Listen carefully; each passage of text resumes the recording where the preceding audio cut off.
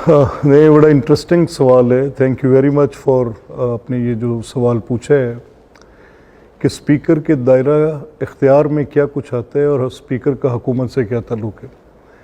तो ये आपके इल्म में है कि आईन पाकिस्तान ट्राइकोटमी के सिस्टम पे बेस्ड है। लेजिस्लेटिव एक इसका पिलर है, जुडिशरी इसका दूसरा टीयर है, एग्जीक्यूटिव इसका तीसरा है।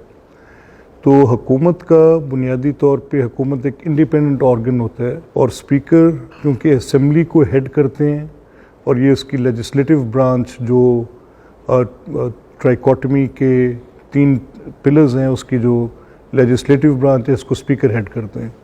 तो स्पीकर के जो फ़राइज़ हैं उसमें शामिल है असेंबली की जो प्रोसीडिंग्स हैं, असेंबली का जो पूरा रूल्स ऑफ प्रोसीजर के मुताबिक उसको चलाना, सेशंस को कंडक्ट करना, लेजिस्लेशन को वॉच ओवर करना, गवर्नमेंट की जो परफॉर्मेंस है उसके मतलब जो हाउस का इख्तियार है कि वो उसको चेक करे, मिनिस्टीरियल रिस्पॉन्सिबिलिटी के जो फंक्शंस हैं to be answerable to the house, इन सारी चीज़ों को देखना, फिर मेंबर्स के दरमियान उनके लिए टाइम्स एलोकेट करना, कौन सा प्रोसीजर के मुताबिक हाउस के अंदर बिज़नेस चल रहा है। बिज़नेस से मुराद ये है कि उसकी कार्रवाई कैसे चल रही है, या कौन सा वक्त क्वेश्चन आवर में है।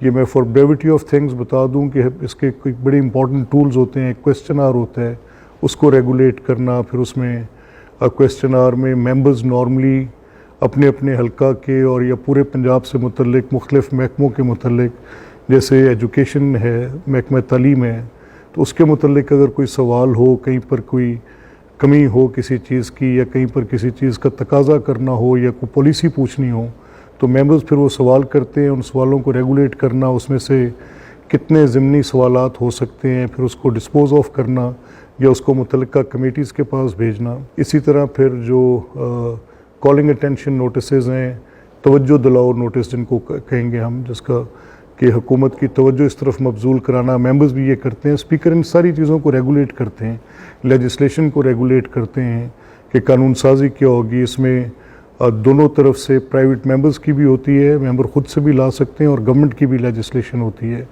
और फिर रेजोल्यूशंस क्या आएंगी, और इसमें फिर बजट कैसे पास होगा, बजट की किस वक्त किसको कितना वक्त देना है, बजट की जो काउंट्स होनी है वो कैसे होनी है, कट मोशंस कैसे आनी है।